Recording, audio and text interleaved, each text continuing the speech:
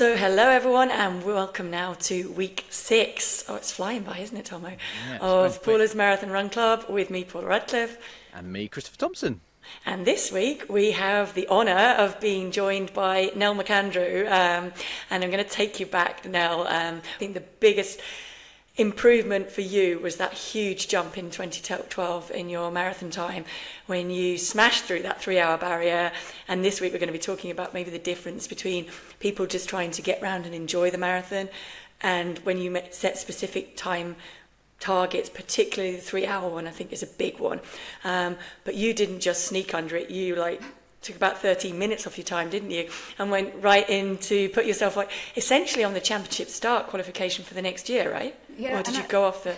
Yeah, and you know what? I listened to Dr. Andy Jones on the previous episode, and I thought, oh my gosh, if I'd have had his advice about physiology and about fueling, I could have gone a lot faster, because I finished that run and I felt great. I'd not even got a blister, and I didn't have any gel. So as I was listening to that episode, it was like going round in my head. I'm thinking, oh yeah. So if I'd have had that energy boost, it'd have just kept me going more consistently right to the finish line. No, for sure. I mean, I remember you looked as fresh as you did at the start when we interviewed you at the finish of that race. I mean, it was amazing. And I think, yeah. I'm still buzzing. Yeah, it's like, it's just that one, it's that time that it just went right. And even the build-up, I'd not had any colds or flus or, because for that sort of 12, 14 or 16 weeks that you've allowed in your year to kind of build up to that, you're really trying to avoid anything, and especially if you've got children, you usually come down. I was going to say, because Devon was 5 or so at the time. Yeah, so I was just trying to squeeze it in whenever I could. I was doing 5 miles after school drop off, 5 miles to go and pick him up. Just lived in gym kit, in running kit. Did change it, might not have had a shower, but I did change it, and it was just trying to squeeze it in. And I was just running on my own. I didn't have any advice from anybody. I was just trying to get snippets of advice off little, Googling things. And so really looking back, it just makes me think I wanted to go back and do it faster. Well, that's because when Chris and I were chatting yesterday, we were kind of thinking really to go through. I mean, we talked to Harry Jaws a couple of weeks ago, and he was talking about doing specific sessions. And the fact that you can just run and you can get through a marathon comfortably and enjoy it. But to break the 3-hour barrier, it's kind of needs to start being more structured in the training. So how were you were obviously structuring the long runs, but were you doing speed workouts? And I was just following a plan from Richard Naroka's book. And there you go. And it was just like, right, I'm just going to follow this plan. It was for really high mileage for a time that I wasn't aiming for. But I thought, right, if I can fit that mileage into my day somehow, if I go off, if it doesn't work out and I can't manage to fit the exact mileage in, that's okay. But I'll use that as my guide. And that's how I worked it, really. I just sort of wrote in my diary, on my list, 5 miles. On a Wednesday, I'd try and do a middle distance run and build that up from, I don't know, maybe it was about 12 initially, and then, it was just middle distance. And then on the weekend, on the Sunday, I was trying to build that up gradually. And I'd looked up how lots of people advised to run 100 miles in total with the long runs from the Sunday. So I thought, well, that seems to work for other people. So I was really just using myself as a bit of a guinea pig, just thinking, right, I'm just going to fit what I can in and just make sure I just eat as much as possible. And I remember in Richard's book it said he had Madeira cake. So I was I used to eat loads of Madeira cake as well, and dark chocolate, because I know that I think it was your book that I read that you Yes. So it was I was always I'm a big dark chocolate fan. All these really amazing athletes eat that gives them that edge, and it just worked out. I just managed to get there. I had no idea what to expect, although I had run the marathon before, so it wasn't an unknown, but I did know that it's hard. It's always going to be hard. It's not just a jog round, it's always going to be tough. So it depends on, I suppose, if you put that bit more work in, then hopefully on the day you can enjoy it more. That's the ideal. And I just thought I'll just set off, and I just always remember every year don't sprint off, don't get swept away in that big wave of thousands of people, you know, let them go. But it's so, you just can't, because you're just running on your nerves, you're on adrenaline, and you're just so excited, and you just want to smile and wave at everybody who's shouting and cheering and supporting. And I remember just looking at my watch thinking, oh, that was a little bit faster than I think I should be going. Maybe I'll just ease off a little bit, I feel okay. And I was drinking, I took one of the water bottles that you can hold, something again. I know, I saw that. I was looking at a picture of that. Oh my goodness, she ran 2:54 carrying a bottle all the way. It was just my thing. I thought, if I've got my own little drink just for the first bit, then I feel like I can relax. So I diluted some Lucozade Sport into, I don't know if I'm allowed to say that, Lucozade Sport with some water. And I thought, I'll sip at that, just little sips, just keep going, and then I'll use the drink stations. But I didn't have any gels. I just didn't have. I didn't know. I couldn't stomach them. Do you know? I just felt a bit. That's one of the biggest changes now, is the improvement in the gels, because in that time, like in 2002, 3, 5, I never took gels. Really? Because no, they would upset my stomach. I would just do the drinks as well. They've now improved so much that there are far fewer gastrointestinal side effects to it, and much easier. But we were probably safer just doing the drinks, to be honest. We're talking today with the knowledge and information we have now, but in 10 years it will advance again.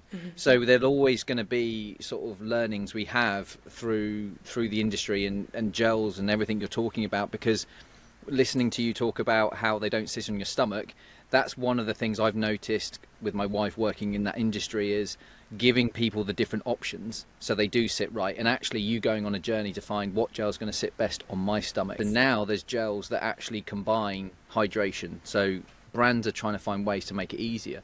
But what was your London 2012 marathon? What number marathon was that for you? I've done 7 London marathons. What got you into it in the first place? Like taking it right back? Why? Because did you run first? You did the fitness videos, didn't you? Yes, yeah. But were you running and then thought, I just want to do London, or did you do it and then want to get better at it? Well, I ended up saying that I would run the London marathons to raise money for Deborah charity, because I met somebody called Johnny Kennedy who had epidermolysis bullosa, which is EB, and I said I'll run the London Marathon for that charity. But my dad had already been diagnosed with cancer, so I wanted to run it for Cancer Research UK as well, and the Lymphoma Association, because he had non-Hodgkin's lymphoma, T-cell non-Hodgkin's lymphoma, and fortunately he's been somebody who's, after having a 50-50 chance of survival diagnosis, he's still here and he's come through, you know. So he was really, you know, one of the fortunate people, the lucky people. And then I also was doing lots with the armed forces, so I wanted to do it for SAFA. And so I was like, I want to do it, but I want to raise money for all of these charities. I can't just choose one because there was so many things going on. So I ended up saying, well, I'll do it and I'll split it between the 4, which then meant, oh my gosh, trying to raise money, that's another thing. And at the time I was just trying to say, with any of my jobs, you know, I really need you to, I'll do that, but I want you to sponsor me. So, and that's how I tried to bump it up a little bit, and then I split the money 4 ways. When you ran that, obviously that's a very good time, but you're obviously, your emphasis on those marathons was, correct me if I'm wrong, was A, to get round, and B, to raise money. They were the 2 big things for you. So when you completed it and you sort of set a benchmark, what then sort of inspired you into this, a more of a structured approach to try and build on your time and get quicker? What was the kind of mechanism for you to do that? I think I finished the first one and I just thought, never again. Hobbled off, could barely move. And then, you know, a few hours later, you're thinking, oh, that was good, you know, that was all right. Maybe I will do it again. And before you know it, the next day you're like, no, I'm doing it again and I can do that faster. I can definitely go and do that faster. And it becomes one of those things. It's like a conversation that you have with yourself, that you just realise just the whole day itself, the whole event is just so amazing. It's just, you just can't get over the support en route, just the crowds, you know, just seas of people just cheering everybody on. And even like, I remember, I think I had to get on one of them, I'd got the tube home some of the way, then I had to get into a taxi, and I remember the taxi driver saying, put that to your fundraising, you've done really well for running the marathon today. And everybody's really nice to each other and really supportive, and that alone just makes you want to go back and do it again. I mean, I miss it, and I'm so excited for everybody doing it, this year or any year. Because it's just one of those things that it's a lifetime experience that is just amazing. I mean, I think you've just inspired a load of people who haven't gone through that, because you've put into words the emotions that so many people will identify with the way that you've said that. You kind of crossed that line and you think, why will I ever want to do that again? And then it might be a few hundred meters later or a few hours later, but gradually you start to process it all, and then you've been bitten by that bug, haven't you? And you've got to come back and keep improving on it. So how do you get from there to Richard Nururka and 100 miles a week? Because that's impressive. Just Googling, like late at night, once everybody was asleep, I'd be like, what shall I do? And I love running. I think I am, some people don't like running, and make themselves do it. I really enjoy it. Once I'm out there, it's just like headspace. I just love it. I mean, I used to sometimes see you in the park, didn't I, Chris? And only for a fleeting moment, as he'd like breeze past, and I think, that's Chris, that's that really fast runner. Or and I'm thinking the same thing of you. That's the it's like ships passing, like, all right, yeah, I know what you're doing. And I'd get, I'd always say to my kids, like, oh yeah, he's a really good runner, and it just, or you'd see packs sometimes. I don't live near that particular park anymore, but it was just everybody inspires each other. And then I've been fortunate enough to like run the marathon with my mum, for example, and that was looking at the marathon from a whole different perspective, because I didn't want to leave her on her own. I wanted to be there to support her all the way around, and to check she was okay. And it's just so you can take it in from when you're on your legs longer. It's really hard. It's in a way, I think, try and do it as fast as you can, then you can relax. And so the longer you're on your legs, it is difficult. That 2012 run was, to put it in perspective for people, I had to double check, but you were ranked 47th in the country that year for your performance, and only 99 women broke the 3-hour barrier, which is incredible, by the way, and the fact that you finished so fresh. But the other things that I thought would be quite interesting to hear your thoughts on were, because you ran PBs across the board on the shorter distances, so 10k, 5k, so your 10k was 36 minutes, your 5k was 18 minutes, and obviously you were doing this structured training around the Nururka book and stuff. Other books are available, but what specifically do you think the shorter distances had a big impact on you running that faster time? What were the little bits, the one or two bits that you thought came away going, that's why I jumped forward? What was within that structure that you had? I think definitely breaking it up into shorter runs so I could fit it into my day, otherwise I wouldn't have been able to, and being consistent. I think just consistently chipping away at it. So some days I didn't feel that fast, I just felt actually quite sluggish or tired. But then it was like suddenly you'd go to like an event and you'd just feel more comfortable, because once you're there and you get swept up with everybody else, it takes that pressure off when you're running on your own. Sometimes it feels like a real... it's extra hard because you're trying to, push yourself and motivate yourself to really kind of go for it. But when you're in with all those people somewhere and you're really buzzing and you might not have, you want to sleep because you want to get that rest, but at the same time you're probably, you've just been, I remember sometimes I'd lay awake, thinking about the marathon the night before, and you can't sleep. So you actually go in there probably a bit sleep deprived, not intentionally, and you're just sort of running on adrenaline. And so I think, the consistency and breaking it down into short runs was definitely helpful to me. So really overall I was doing a lot more mileage than I was doing previously. And were you taking rest days in that way? Because you talk about being sluggish and tired those days. 100 miles a week, that's normal, isn't it, Chris? There are going to be days where you're just really pushing yourself, and that's where the mental side kicks in and that mental strength starts to come through. But were you putting rest days in that week as well? Yes, well, I think it's on a 3-week cycle on that particular one. And also that was my peak, if you like. So it wasn't that every week. You know, there were sometimes easier days, you know, where I might be just doing 8 miles, or, you know, as I said earlier, that they're 5 miles and 5 miles broken into morning and late afternoon. Ideally it'd be morning and evening, but it was just whatever I could fit in. Yeah. But that extra mileage definitely helped. And at the time, I was recommended to run in these shoes, the Adizeros, from Sweatshop. I'd just gone in to get some new trainers, and the lad that was serving me just said, I really recommend these, they'll make a difference, the light. And I'm like, right, well, they feel good, they feel comfortable. And so really I was running on like, not, you know, really minimum sole.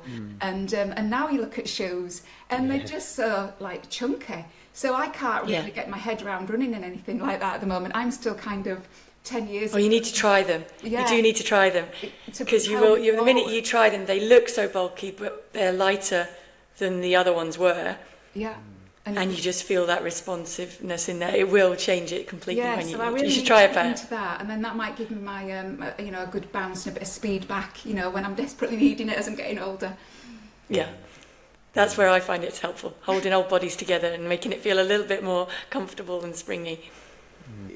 Don't mind me asking, where's running at for you now, and what your aims? And I mean, obviously we're enticing you with the idea of super shoes and challenging the PB I've again. got to keep going now because I've got to No, try exactly. things. So where are you at in terms of right now, and where running fits in your life, and where you're trying to potentially get to? Because I think at the moment it's obviously a bit of a running boom and running revolution again with things. So inspiring us with what you've got coming up. Well, I think right now I've had it like a whole year, you know, so I can completely understand people who are feeling a bit frustrated, maybe because they've had to defer, or even didn't get a place in the marathon, or they're injured, or, you know, or they're just not well. It's really good to be, you know, to be willing to be flexible with your running. So you can, you know, for me, I love my running, but I've had to take a back seat. We've had family illness for over a year, and moved house, which has been a huge stress, and got a puppy. So now I'm just starting to feel a bit human again, and thinking I've set myself a bit of a accidental, really, 10-minute rule, where I'm just thinking, right, if I run out for 10 minutes, find a hill, either do 10 hills, then 10 minutes back, that's great. And that's good because I can go I get a short burst, push myself for 10 minutes or 10 reps, and then come back and feel like I've cleared my head, I feel better, you know, and just happier and more productive, and then get on with my day. So that's kind of what I'm doing. Or if I can't go for a run, then I'm using sort of like a 10-minute timer where I'll do, say, for 10 minutes, on the minute, every minute, I might do, say, 10 squats and then 5 push-ups, wait till the clock comes around to the minute, do again 10 squats, 5 push-ups. So choosing 2 exercises for 10 minutes. So if anybody's listening and they're going through a bit of a time where, you know, they can't get into the running, but they're listening because they're inspired or they're wanting to do a marathon in the future, I think there's always something else. You know, you don't have to just dwell on the running and what you can do there, because though you can still have those goals, but you can be doing other things. You know, you can be strengthening your core, you can be strengthening, you know, your upper body. You can be, you know, doing lots of things that will then, when you do go back to your running, which I'm hopefully, you know, going to go back to a bit more longer distance, then you will find that you're running stronger and more comfortably, because then actually you've kept your body stronger in other ways, and your legs are fresh legs. We like those. Well, I think we should bottle you up and put you out on the tannoy at different difficult mile spots, because it's been so brilliant having you on. Thank you so much. And like, just your enthusiasm, your love of running, I think even for anybody who's listening maybe to the podcast and isn't doing the marathon, might be inspired to do it in the future through listening to you. So honestly, thank you. I'm inspired by them still. You know, like every time, you know, when people tell me, oh, I'm going to do the marathon.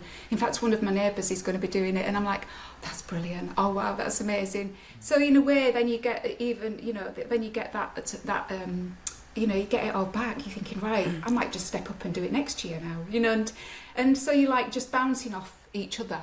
that's, you're bouncing that energy off each other. Thank you so much, Thank Nell. you. Thanks Thank you again. so Thank much. you. Bye. Take care.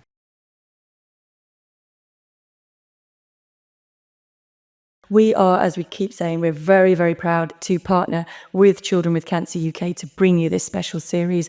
We couldn't do it without them, and they couldn't do the work that they do without the thousands of people raising money and raising awareness for Children with Cancer UK. So in this episode, we're going to hear from Charlie DeGale, who is a cancer survivor and dedicated runner, as he shares his inspiring journey from diagnosis to running the London Marathon for Children with Cancer UK, and his story of resilience, purpose and community, I am sure, will motivate anybody training for their own challenge.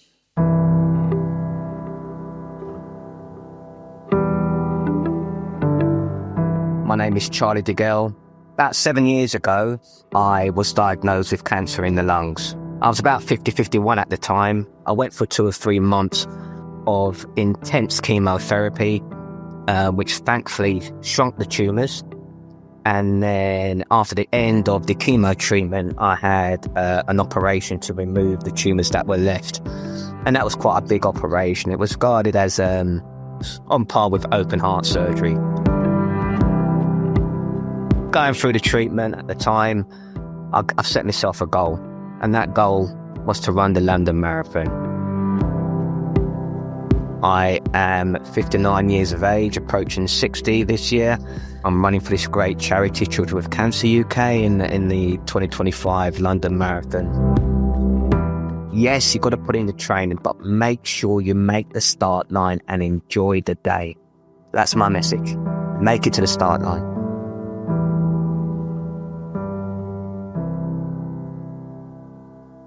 Thank you very much, Charlie, for sharing that with us and inspiring us. And good luck running this year's marathon. We are behind you all the way. And to donate to Children with Cancer UK or find out more about the incredible work that they do, there is a link in our description. So please head to that. And thank you in advance for your support. Well, unfortunately, that's all that we've got time for this week. Time is ticking down. We are now 10 weeks to go. So we're coming back next week with week 7, and don't forget to email in those questions, any of those anxieties starting to come in, or just any sort of advice you've got to hand on to us. hello@paulasrunpod.com or Instagram, as I've said, @paulasrunpod.